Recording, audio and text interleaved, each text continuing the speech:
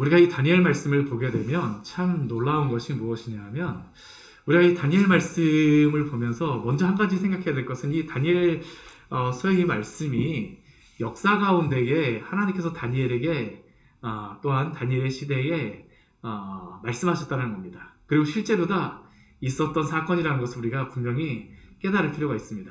우리가 이 다니엘서의 말씀을 보다 보면 이게 너무나도 이게 굉장히 그냥 우리가 보다 보면 아니 도대체 이런 것이 있을 수가 있어? 막 그런 정도의 그러한 사건들이 나옵니다. 왜냐하면 사자굴에 들어가고 사자가 잡아먹질 않아요. 그렇죠? 풀무불 속에 들어가고 그냥 거기서 뜨거운 사우나 그냥 한번 왔다 갔다 하듯이 하는 그런 장면이 나옵니다. 야, 어떻게 이러한 것이 있을 수 있어? 그리고 또 우리 다니엘서에서 중요한 것이 무엇이냐? 우리 다니엘 2장 말씀을 보고 있지만 사실은 이 2장 말씀의 이 내용이 무엇이냐면 이 다니엘의 꿈에 대하여서 우리가 이제 내일 이제 주일날 말씀에서 우리가 보게 될 텐데요.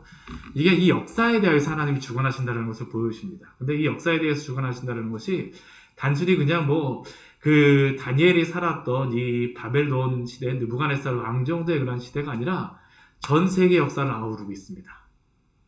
그러니까 이게 역사 안에서 지금 말씀하신다라고 다니엘에게 그 느부갓네살을 통해서 말씀하시는 것이 단순히 그냥 한 부흥만 말씀하시는 게 아니라 이 다니엘이라고 하는 그러한 인물을 통해서 해석해 주는 건 느부갓네살의 그 꿈을 통해서 이 전 세계와 또 이 미래에 있는 그러한 모든 역사에 대해서 어떻게 되어질지를 말씀해 주시는 게 바로 이 말씀입니다. 그래서 이 말씀이 우리가 이 말씀을 볼 때 야 그냥 다니엘 시대에 이런 것들이 있었구나 그거를 우리가 보는 게 아니라 하나님이 정말로 역사를 주관하시는 역사의 주인이시구나라는 것을 우리가 분명히 깨달아야 됩니다. 그래서 이 다니엘서의 주제는 정말 딱 하나라고 할 수 있습니다. 여러 가지 우리가 말씀을 수 있지만 하나님이 바로 이 역사의 주인이시다라는 것을 지속적으로 계속 말씀합니다. 지속적으로 말씀해요.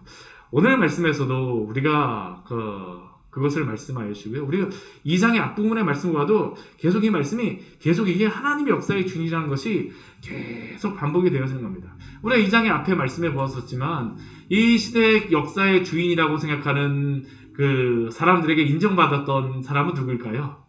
느부갓네살 왕입니다. 그렇죠. 바벨론의 느부갓네살 왕. 그가 역사의 주인이요 세상의 주인이라고 그 주변에 살았던 그 시대의 사람들은 모두 다 인정할 수밖에 없습니다. 그런데 이게 참 아이러니한 게 무엇이냐 하면 이 느부갓네살은 어떻습니까? 역사의 주인임에도 불구하고 역사의 최고의 겁쟁이입니다. 사실은 여기에서 보게 되면요. 굉장한 겁쟁이에요. 자신이 꿈꿈 때문에 잠도 못 이루는 사람이 바로 이 느부갓네살입니다.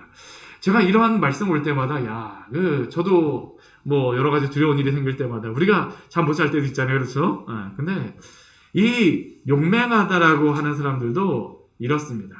그 시대를 완전히 그냥 다 그 주변을 다 점령하였던 그 무서운 느부갓네살조차도 잠을 잘 수가 없어요. 왜 그럴까요? 하나님이 없고 하나님을 의지하지 않게 되면 잠조차 이룰 수 없다는 겁니다. 또 우리가 또 앞에서 보았던 그 또 아이러니를 볼 수 있는 게 무엇입니까? 바벨론의 그 술사들, 그 시대에 가장 지혜로운 사람들이라고 하는 겁니다. 이 느부갓네살이 이 전쟁에서 승리할 때 그 옆에서 누가 그 지혜로운 그 말들을 누가 이야기했을까요? 이 옆에 있던 그 술사들입니다. 그 사람들이 왕에게 여러 가지 것들을 많이 이야기했습니다. 그러다 보니까 때로는 실수도 있었고요. 여러 가지 맞지 않는 부분들도 있었던 것 같습니다. 그러다 보니까 이 느부갓네살이 너희들 안 맞는 그러한 것들 하니까 요번에도 틀리면 다 죽이겠다라고서 막 위협을 하기도 하죠. 근데 이 최고의 지혜자라고 하는 그 바벨론의 술사조차도 없었으니까 정말 지혜가 없다라는 것을 그들 스스로가 인정하는 게 바로 이 다니엘 2장에서 우리가 볼 수 있는 그러한 내용이죠. 그러한 가운데에 우리가 보았던 그 다니엘 21장 말씀해 보게 되면 이렇게 그 다니엘이 하나님을 찬양하며 이렇게 고백을 합니다. 우리 2장 21절 말씀을 같이 한번 읽어보도록 할게요. 그는 때와 계절을 바꾸시며 왕들을 패하시고 왕들을 세우시며 지혜자에게 지혜를 주시고 총명한 자에게 지식을 주시는도다. 아멘. 우리는 이 왕이 이 모든 세상을 다스린다라고 생각을 했는데 그렇지 않습니다. 다니엘이 분명히 고백하는 것, 다니엘을 통해서 우리에게 분명히 알려주시는 것은 무엇입니까? 하나님이 이 모든 세상 만물을 다스리십니다. 때와 계절을 바꾸어 주세요. 아까 동민이하고 동진이하고 왔는데 딱 들어와갖고 너무 추운 게 막 딱 보여집니다. 그래서 안경이 어떠냐면 둘 다 해갖고 막 그렇습니다. 이거 보게 되면 어떻습니까? 무엇이 왔다는 걸 알 수 있습니까? 겨울 왔다는 걸 알 수 있습니다. 참 저거 신기한 게 11월 달 됐다고 이렇게 금방 추워지나 막 그런 생각이 들더라고요. 그렇죠. 예. 하나님께서 때와 계절을 바꾸시는 그러한 분이시라는 것이죠. 이 세상 모든 천지 만물을 다스리고 통치하시는 분이 하나님이십니다. 근데 하나님께서는 이 천지 만물을 다스리실 뿐만 아니라 이 모든 인간의 역사도 주관하세요. 왕이 다스리고 왕이 모든 것을 통치한다고 생각하지만 하나님 어떠한 분이십니까? 왕들을 패하기도 하시고 왕들을 세우기도 하시는 분이 바로 하나님이시죠. 이 느부갓네살도 죽게 되지만 이 나중에 보게 되면 나라도 망합니다. 그렇죠? 바벨론 대신에 뒤에 그 메데아, 바사, 페르시아 왕국이 세워지게 되어지는데 누구는 남아있습니까? 다니엘은 남아있어요. 참 그게 아이러니한 거죠. 근데 그것은 상징적인 것입니다. 하나님이 그렇게 다스리신다라는 것을 하나님이 바로 역사의 주관자라는 것을 알려주는 것입니다. 또한 그것뿐만 아니라 지혜자에는 왜 어떻습니까? 지혜를 주시고 총명한 자에게 지식을 주십니다. 아무리 지혜로운 사람이라 할지라도 하나님이 딱 막아버리시면 어떻게 할까요? 바로 그날부로 어리석은 자가 되어지는 겁니다. 제가 회사를 다니다 보면 정말 제 주변에 보면 정말 똑똑한 사람들이 많았습니다. 뭐 서울대학교, 뭐 콜롬비아에서 유학하고 온 사람들 옆에 앉아있고 뭐 똑똑하다라고 하는 사람들이 여기저기에서 막 이랬었는데 근데 제가 그 사람들을 보면서 들었던 생각이 뭐냐면 참 머리는 똑똑한 것 같은데 똑똑바보들도 많구나라는 그런 생각을 했었습니다. 똑똑바보들. 겉으로는 굉장히 똑똑한 것 같은데 사실은 그들이 그냥 보기에도 정말로 한 치 앞도 내다보지 못하는 그러한 게 바로 인간이구나라는 것이죠. 인간의 지혜가 그렇습니다. 근데 하나님은 어떻게 하실까요? 능력과 지혜의 주인이시죠. 하나님은 전능하시며 또한 전지하셔서 이 모든 세상 만물을 다스리신다라는 게 바로 오늘 다니엘의 그러한 기도를 통해서 우리에게 보여주었던 겁니다. 그러한 가운데에 오늘 참 재미있는 그러한 찬양을 알아서 나서 재미있는 그러한 말씀으로 시작하고 있습니다. 그게 뭐냐면 아리엘이라고 하는 이 근위대장, 느부갓네살의 근위대장이 이 지혜자들을 다 죽이러 다니는데 어떻습니까? 다니엘이 잠깐만 참아달라니까 잠깐 말미를 얻었어요. 그런데 이 아리엘이 이제는 뭐 죽일 때가 됐으니까 다시 한번 이제 뭐 다니려고 아마 그랬을 겁니다. 바벨론 말을 따라서 이 지혜자를 죽이려고 이제 다니려고 하는데 오늘 보면 다니엘이 어떻습니까? 우리 24절 말씀해 보게 되면 바벨론의 지혜자들을 죽이지 말고 나를 왕의 앞으로 인도하라라고 이야기합니다. 근데 우리가 이 말씀을 잘 보게 되면 저는 이 말씀을 보면서 무엇이 생각이 났었냐면 꼭 사극에 보게 되면 드라마 꼭 마지막에 보게 되면 두둥 하면서 뭔가 이렇게 막 장면이 막 바뀌면서 굉장히 막 위기 상황, 막 크라이시스 같은 게 막 오면서 그 다음에는 어떻게 될까 막 그러한 장면 있지 않습니까? 바로 이게 그러한 장면입니다.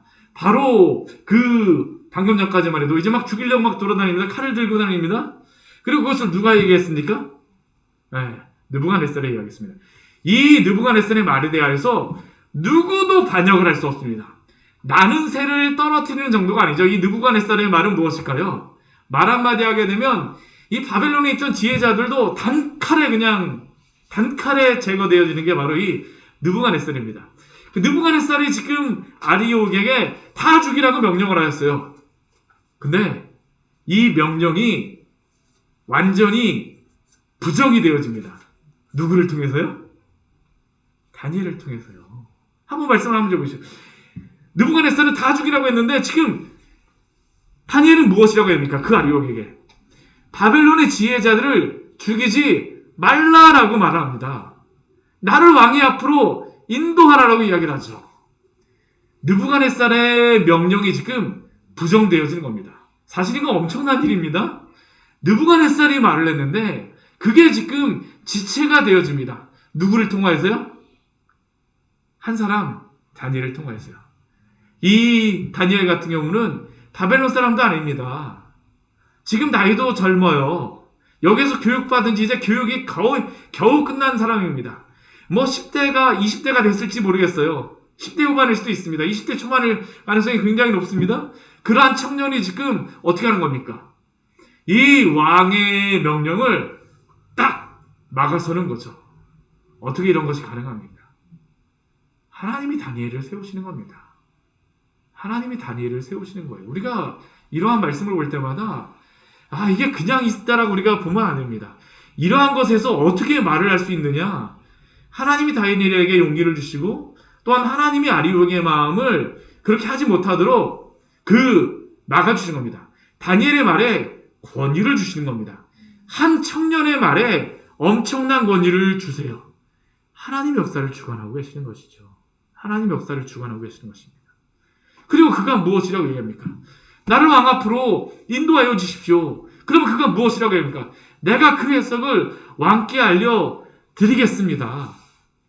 사실 이 아리옥이 이 말을 믿는 것도 사실은 대단한 겁니다. 만약 다니엘이 가갖고 엉뚱한 소리 하면 어떻게 될까요? 그날부로 아리옥도 그냥 그 목숨을 잃는 겁니다. 그런데 지금 이 청년 다니엘의 말을 듣고 나서 지금 아리엘이 자신의 목숨을 걸고 이 왕 앞에 이 다니엘을 데려가는 것이죠. 하나님이 지금 이러한 일들을 행하신다는 것을 우리가 봐야 됩니다. 하나님이 세우시는 것입니다. 하나님이 세우시는 것이에요. 그리고 그러한 가운데에 이 아리옥의 모습을 한번 보시면 참 재미있는 것이 이 다니엘이 아리옥을 멈췄잖아요. 그렇죠? 나를 데려가라고 했잖아요. 지금 아리옥은 지금 바벨론 왕 느부갓네살의 말을 듣는 게 아니라 누구의 말을 듣고 있습니까? 다니엘의 말을 듣고 있습니다. 근데 다니엘의 말을 듣고 나서 왕 앞에 딱 갔는데 이 아리옥이 하는 말을 한번 보십시오. 뭐라고 얘기합니까? 내가 사로잡혀온 유다 자손 중에서 한 사람을 찾아내었나이다. 참 이게 웃기지 않습니까? 그렇죠? 이 지금 다니엘이 이렇게 딱 하는 건데 왕 앞에 가서는 무엇입니까? 다니엘 데려가는 것조차도 내가 했다라고 굉장히 생색내는 것이죠. 생색내는 겁니다. 내가 이런 것을 하였습니다. 참 이거 볼 때 이 아리옥의 그러한 그 모습이 이게 딱 그려지잖아요. 그렇죠? 딱 그려지잖아요. 그러면서 한 사람을 찾아내었습니다라고 하면서 그가 그 해석을 왕께 알려드린다라고 합니다. 알려드린다라고 합니다. 참 이러한 그 아리옥의 모습. 그런 가운데 또 느부갓네살은 어떻게 합니까?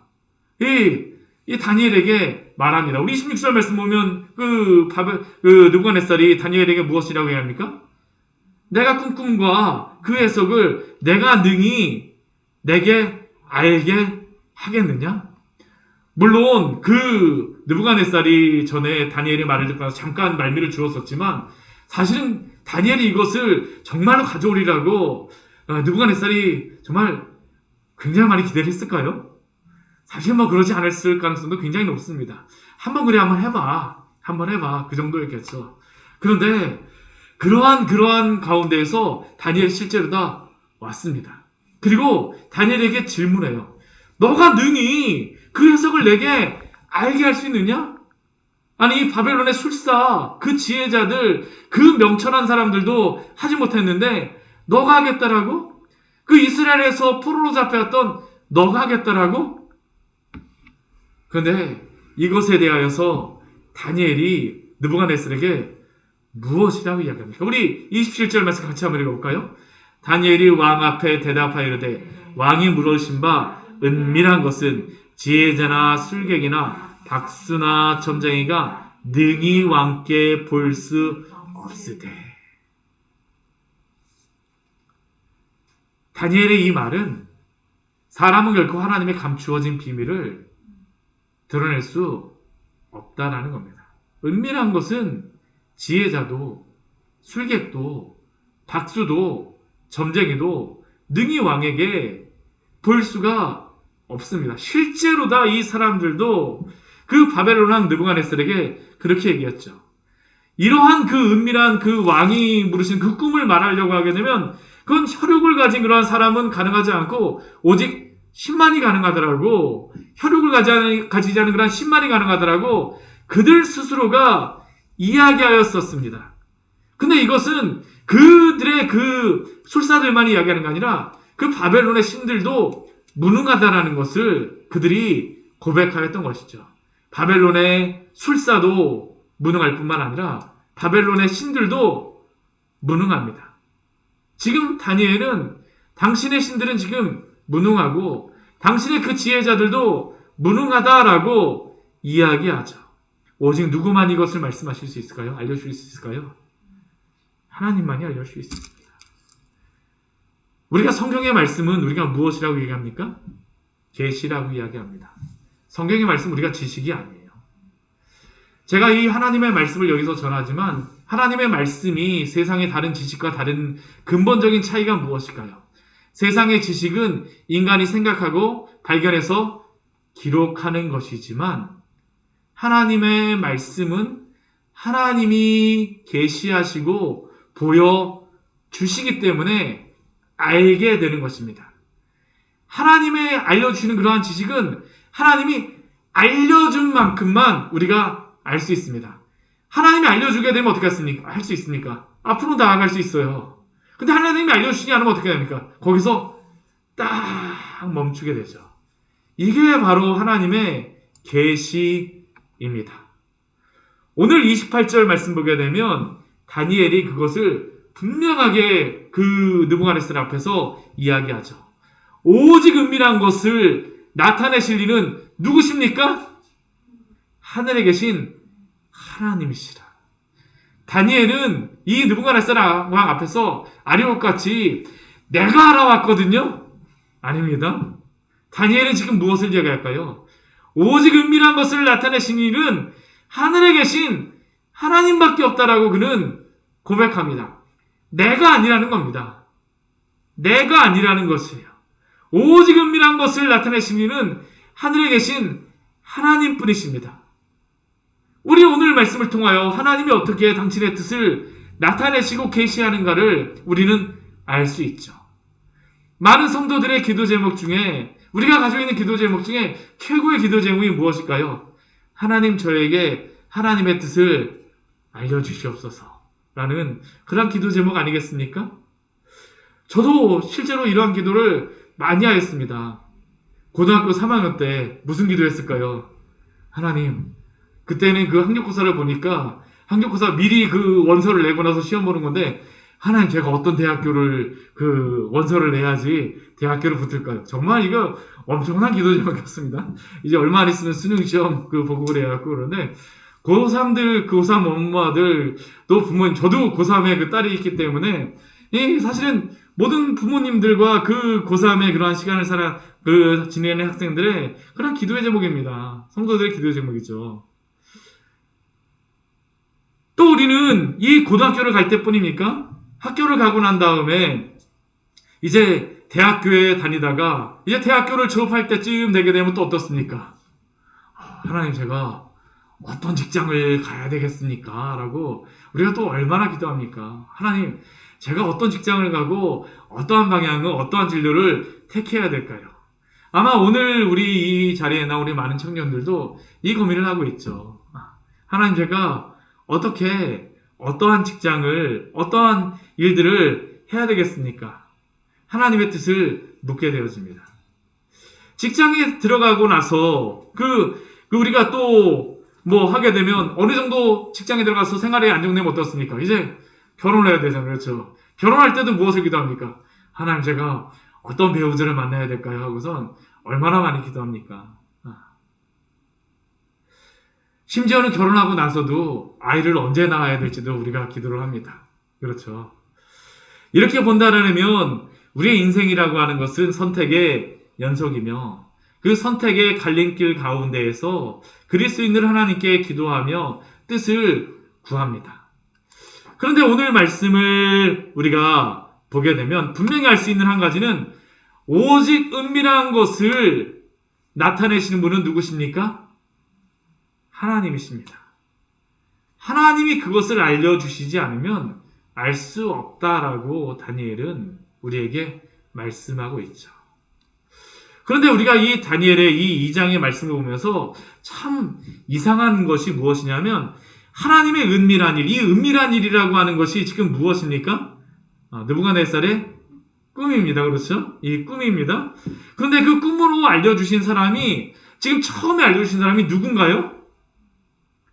느부갓네살 왕입니다. 이 느부갓네살은 지금 어떤 사람입니까? 하나님을 믿는 사람입니까? 하나님을 믿는 사람이 아니에요. 이방 사람입니다. 이 사람이 착한 사람이라고 볼 수 있습니까? 굉장히 포악한 사람입니다. 그렇죠? 그 시대의 세상의 그러한 왕이라고 할 수 있죠. 그런데 하나님께서는 당신의 그러한 그 은밀한 일을 누구에게 보여주시냐 하면 다니엘도 아니고 지혜롭다라고 하는 그 바벨론 술사도 아니라 바벨론의 이 느부갓네살 왕에게 보여주십니다. 이러한 말씀을 볼 때 우리가 하나님께서는 당신의 뜻을 나타내실 때에 꼭 성도들에게 뿐만 아니라 때로는 우리가 성경 말씀에 보게 되면 이방인들에게도 어떠한 뜻을 드러내시고 나타내실 때가 있다라는 것을 우리는 알 수 있습니다. 우리가 이 다니엘의 말씀뿐만 아니라 이것과 비슷한 사건을 우리가 볼 수 있는 한 가지의 말씀이 있죠. 비슷한 말씀이 무엇이 있습니까? 우리 창세기 말씀에 보게 되면 꿈꿨던 왕이 또 한 명 있었어요. 누구였습니까? 애굽의 바로였었죠. 그렇죠. 애굽의 바로도 사실은 이 느부갓네살 같이 이방의 왕입니다. 그 애굽의 바로는 그 시대, 그 요셉이 살던 시대에 최고의 그러한 통치자가 바로 이 애굽의 바로였습니다. 그리고 그 바로에게 무슨 꿈을 하나님께서 보여주셨습니까? 아주 흉악한 소가 와갖고 7마리 아주 풍요롭고 살찐 그러한 소를 잡아먹는 꿈을 보여주시고 또 7개의 그러한 아주 그냥 진짜 나달이 아무것도 진짜 없는 그러한 축쟁이 같은 그러한 나달이 어떻습니까?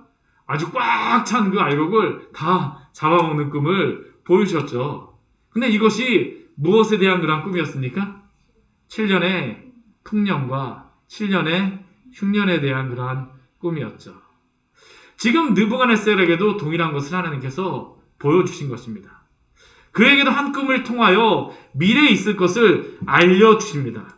이것을 통하여 우리는 꼭 성도가 아니라 할지라도 이방인이라 할지라도 하나님께서는 그 은밀한 일을 보여주실 수 있음을 우리는 인정할 수밖에 없습니다. 그러나 차이는 무엇일까요? 하나님이 성경에 보면 이러한 하나님의 은밀한 일을 이방인에게 보여주시기도 하시지만 분명한 것은 그것을 해석할 지혜는 누구에게만 있습니까? 하나님께만 있어요. 하나님의 백성에게 그 지혜를 주십니다. 요셉에게 해석하게 하셨고 또한 지금은 다니엘에게 해석하게 하시죠. 그렇다면 이러한 꿈을 알려주심으로 말미암아 하나님께서 지금 하시고자 하는 일은 무엇일까요? 그것은 바로 하나님께서 하나님의 뜻을 이루시는 도구로 사실은 이들을 사용하시는 겁니다. 결국 중요한 것은 그 꿈 자체가 아니라 그 꿈을 통해서 하나님께서 당신의 뜻을 이루어 가신다는 것을 보여주시는 게 바로 이 꿈들의 내용입니다. 즉 애굽의 바로의 꿈을 통하여서는 하나님께서 요셉을 애굽의 국무총리로 삼으시고 이스라엘의 그 흉년의 기간 동안 지낼 수 있도록 하나님께서 인도하여 주시고 400년의 종살이의 그러한 기간을 통하여서 가장 중요한 것은 무엇이었을까요? 70명의 사람들이 거기 들어갔었는데 나올 때는 몇 명이 됩니까? 60만 명의 사람들이 됩니다. 이거는 이스라엘 땅에서는 사실은 가능한 일이 아닙니다. 애굽 땅이었기 때문에 가능한 것이었습니다. 하나님은 하나님의 그 일을 하나님의 방법으로 이루어 가신다는 것을 우리는 보아야 합니다. 오늘 우리가 보고 있는 이 느부갓네살의 꿈을 통해서도 하나님께서는 이 세상에 가장 힘이 있다라고 하는 느부갓네살이 통치자가 아니라 참된 신은, 참된 능력은 오직 하나님께만 있음을 드러내시고 보여주시고 증명하심을 믿으시기 바랍니다. 우리가 이것을 보아야 합니다. 우리가 이러한 일이 있고 난 다음에 우리가 2장 46절과 47절 말씀을 보게 되면 느부갓네살이, 이 흉악한 느부갓네살이, 이방신을 섬겼던 이 느부갓네살이, 이스라엘을 멸망시켰던 그 느부갓네살이 고백하는 고백이 있습니다. 우리 다니엘서 우리 2장 46절과 47절 말씀 같이 한번 읽어보도록 할게요. 굉장한 말씀입니다. 정말 엄청난 말씀이죠. 같이 한번 읽어볼까요? 이에 느부갓네살 왕이 엎드려 다니엘에게 절하고 명하여 예물과 향품을 그에게 주게 하니라. 왕이 대답하여 다니엘에게 이르되 너희 하나님은 참으로 모든 신들의 신이시오 모든 왕의 주제시로다. 내가 능히 이 은밀한 것을 나타내었으니 내 하나님은 또 은밀한 것을 나타내시는 이시로다. 아멘. 지금 한번 말씀을 잘 보십시오. 지금 다니엘이 느부갓네살에게 절하지 않습니다. 누가 절을 하고 있습니까? 느부갓네살이 다니엘에게 절하게 하시죠. 다니엘이 위대해서입니까? 아닙니다. 하나님이 어떠한 분이신가를 나타내시는 것입니다. 이 이방왕 느부갓네살이 스스로가 그렇게 고백합니다. 너희 하나님은 참으로 모든 신들의 신이시오 모든 왕의 주제시로다. 내가 능히 이 은밀한 것을 나타내었으니 내 하나님은 또 은밀한 것을 나타내시는 이시로다. 이것이 가능하기나 한 일입니까? 불가능한 일입니다. 그러나 하나님께서는 바로 이렇게 다니엘을 세우심으로 말미암아 앞으로 있는 일이 무엇일까요? 다니엘이 1차 포로로 다 사로잡혀 왔습니다. 그럼 이제 조금 있으면 2차 포로 와요. 3차 포로 옵니다. 이 느부갓네살 같은 왕 밑에서 이 2차, 3차 포로로 다 붙잡혀온 그러한 사람들이 이 느부갓네살이 마음대로 한다면 어떻게 할까요? 이 이스라엘 사람들이 여기에 제대로 정착할 수가 없는 겁니다. 근데 하나님께 어떻게 하실까요? 다니엘을 세우심으로 말미암아서 이스라엘 백성의 그러한 인간 보호자로서 다니엘을 지금 준비시키는 것이라고 할 수 있죠. 우리가 그뿐만 아니라 하나님의 그 놀라운 것들을 보여주신 것입니까? 얼마나 놀라운 일입니까? 하나님께서는 하나님만이 참된 신이요 하나님이심을 이 꿈을 통하여서 드러내시고 증명하십니다. 하나님은 스스로 당신의 영광을 나타내시는 분임을 우리는 분명히 보아야 합니다.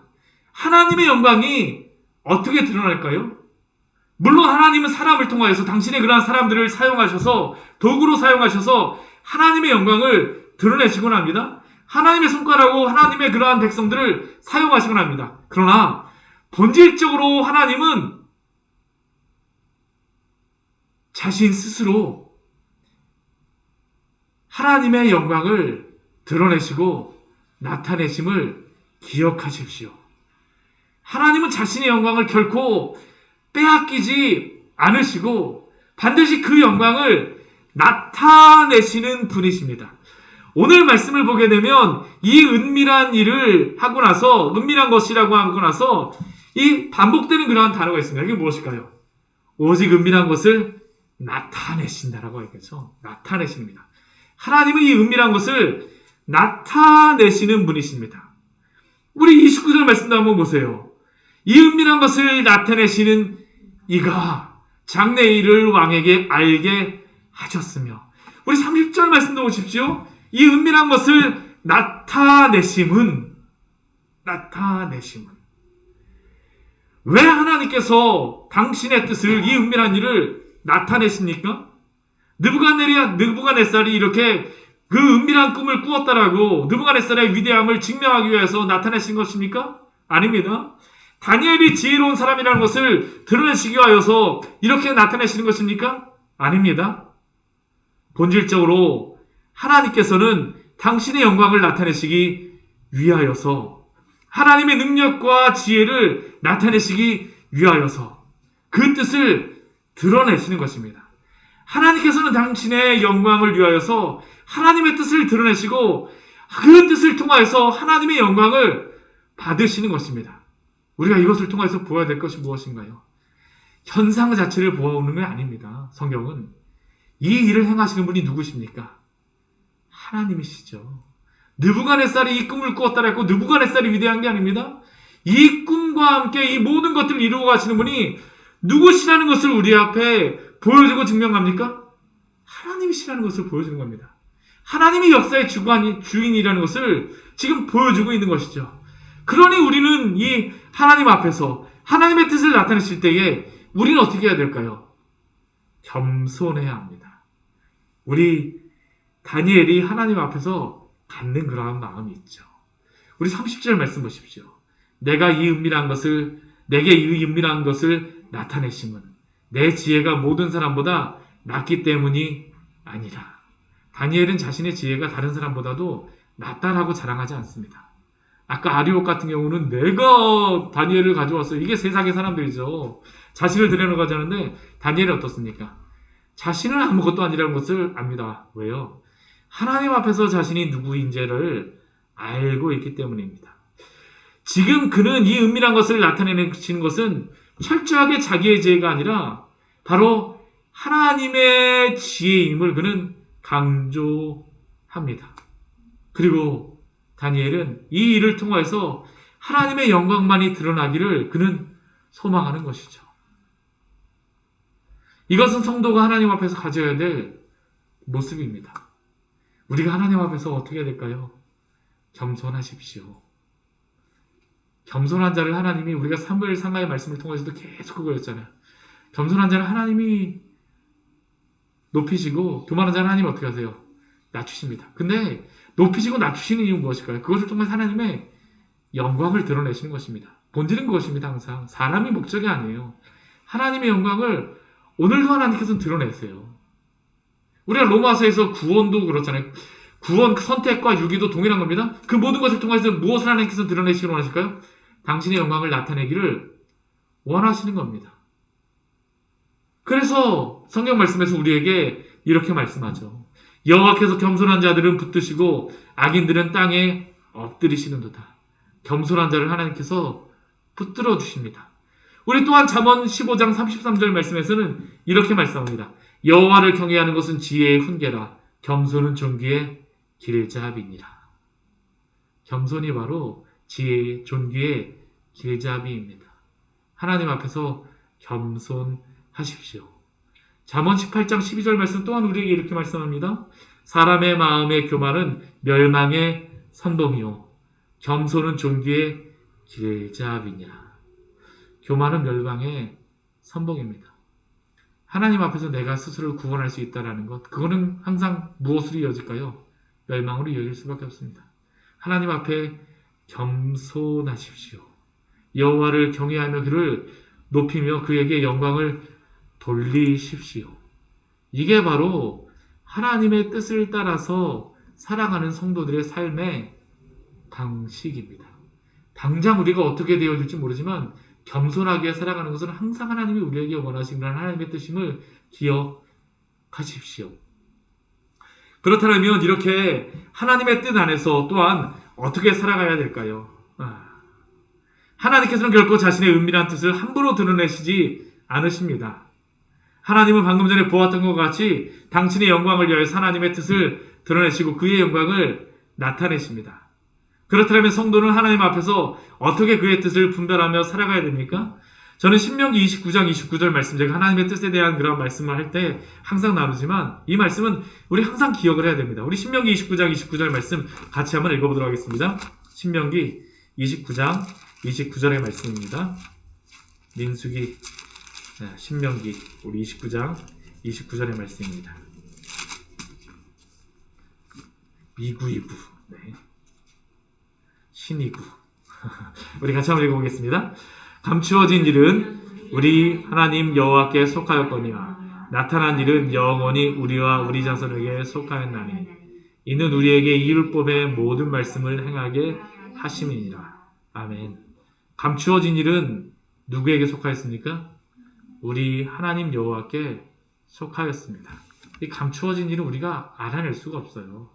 사실 이것을 알아내려고 하게 되면 2단, 3단 나오는 겁니다. 여기서. 그러나 하나님이 우리에게 원하시는 하나님의 뜻은 무엇일까요?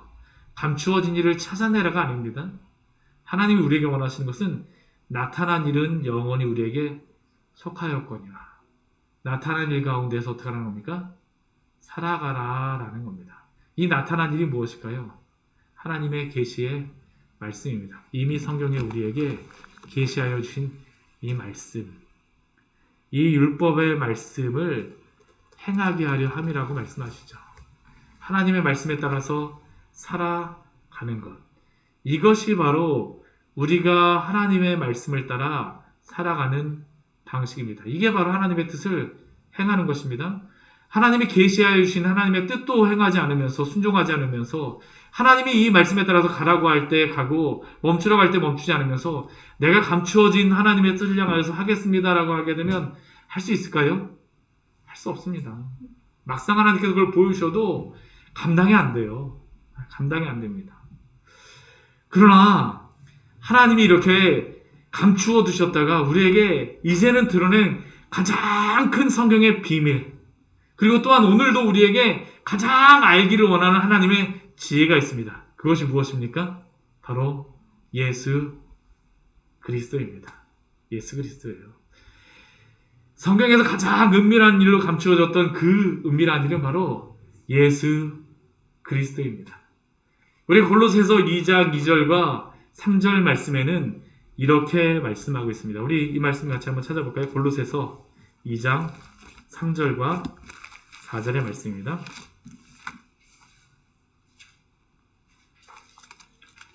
골로새서 2장 2절과 3절입니다. 같이 읽겠습니다. 신약성경 329페이지입니다. 이는 그들로 마음의 위안을 받고 사랑 안에서 연합하여 확실한 이해의 모든 풍성함과 하나님의 비밀인 그리스도를 깨닫게 하려 함이니 그 안에는 지혜와 지식의 모든 보화가 감추어져 있느니라. 아멘. 우리 이 말씀에서 분명히 말씀하죠. 하나님이 감추어뒀던 가장 은밀한 비밀이 무엇입니까? 예수 그리스도입니다. 그 이전의 선지자들은 예수 그리스도의 그 때의 보기를 원하였지만 아무도 보지 못하였습니다. 그러나 예수 그리스도가 이 땅에 오심으로 하나님의 그 은밀한 비밀이 드러나게 되었죠. 그리고 하나님께서는 다른 비밀을 깨닫기를 원하시는 것이 아니라 바로 예수 그리스도를 알기를 원하십니다. 예수도 알기 원하네. 크고도 넓은 은혜와 대속해 주신 사랑을 완전히 알기 원하네. 내 평생의 소원, 내 평생의 소원. 예수도 알기 원하는 게 바로 가장 큰 소망이 되시기를 축원합니다. 그 안에 모든 지혜와 지식의 보화가 감추어져 있습니다. 하나님이 그것을 감추어 주셨어요. 그 안에 모든 것이 있다라고 이야기합니다. 근데 왜 우리는 엉뚱한 데 가서 자꾸 찾고 있습니까? 하나님이 그걸 기뻐하지 않으세요. 이 비밀을 발견하십시오. 이 비밀 안에 살아가십시오. 사실 예수님이 이 땅에 오셨을 때 많은 사람들은 예수님의 이 비밀을 들었을 때, 예수님을 보았을 때에 하나님의 은밀한 지식이라고 생각을 하지 않았습니다. 오히려 많은 걸림돌로다 생각을 했었죠. 예수님의 그러한 모습은 그 위대한 그러한 사람의 그 자손으로 오신 것도 아니라 동정녀 마리아의 아들로, 또한 가난한 목수의 아들로 오셔서 이 땅에 다니실 때에 누가 예수님을 보고 존경할 마음이 들었겠습니까? 또한 그가 자라나실 때에도 그가 그 공생애를 시작하셔서도 그의 주변에는 옷을 잘 입고 성전에 있었던 그러한 사람들이 따르지 않았습니다. 오히려 예수님의 주변에 누가 있었을까요? 세리와 죄인과 여러 가지 많은 사람들이 가까이 하지 않는 사람들, 혈루병 든 그러한 여인, 나병의 그러한 사람들, 병자들이 예수님을 따라다녔었죠. 사람들이 보기에는 예수님은 아무런 흠모할 만한 것이 없는 분이었습니다. 그러나 이렇게 감추어졌던 예수님이 바로 참된 보화요, 참된 진리임을 오늘도 우리에게 말씀하십니다. 고린도전서 우리 1장 22절, 우리 24절 말씀에서는 이렇게 말씀합니다. 유대인은 표적을 구하고 헬라인은 지혜를 찾으나 우리는 십자가에 못 박힌 그리스도를 전하니 유대인에게는 거리끼는 것이요 이방인에게는 미련한 것이로되 오직 부르심을 받은 자들에게는 유대인이나 헬라인이나 그리스도는 하나님의 능력이요 하나님의 지혜니라. 우리 오늘 다니엘서의 말씀은 하나님의 지혜와 능력이 드러나고 있죠. 그런데 그리스도가 바로 무엇입니까? 하나님의 능력이요, 하나님의 지혜라고 말씀하십니다. 왜냐하면 누구도 예수 그리스도를 통하지 않고는, 길이요 진리요 생명이신 예수 그리스도를 통하지 않고는 하나님께 갈 수 없기 때문입니다. 그렇기에 사랑하는 성도 여러분, 은밀한 세상의 다른 비밀을 알기 전에 다른 것을 소원하기보다 은밀하게 감춰졌던 비밀, 그러나 이제는 만천하에 우리에게 드러난 이 하나님의 이 놀라운 지혜의 복음을 알기를 소원하시기를 축원합니다. 오직 예수님만이 참된 지혜요 능력이십니다. 같이 기도하도록 하겠습니다. 우리 오늘 말씀 같이 기억하면서 우리 기도하기로 합니다. 하나님께서는 이 다니엘을 통하여서 분명히 알려주시는 것은 하나님의 그 놀라운 영광을 오늘도 나타내신다라는 것입니다. 이 세상 가운데 하나님의 영광을 하나님이 나타내세요. 그리고 그 영광을 나타내시는 가장 큰 방법은 바로 그리스도를 통하였습니다. 우리 이 시간 잠시 같이 기도할 때에 하나님의 영광을 우리로 하여금 소망하게 해달라고 우리 같이 기도하기로 합니다. 하나님의 영광이 이 땅 가운데 가득히 충만하기를 우리 같이 기도하기로 합니다. 이 세상에 많은 사람들이 영광 아닌 것을 영광으로 찾고 하나님의 영광보다는 세상에 없어질 영광을 찾아 살아가고 있는데, 오 주님, 우리가 없어질 영광을 찾는 것이 아니라 하나님의 영광을 구하며 하나님의 영광을 위하여 살아가는 자들 되게 하여 주시옵소서. 이 시간 주님 앞에 하나님의 영광을 위한 삶을 살게 해달라고 우리 잠시 같이 기도하도록 하겠습니다. 하나님 아버지, 시간 저희들 주님 앞에 기도하며 나아갑니다.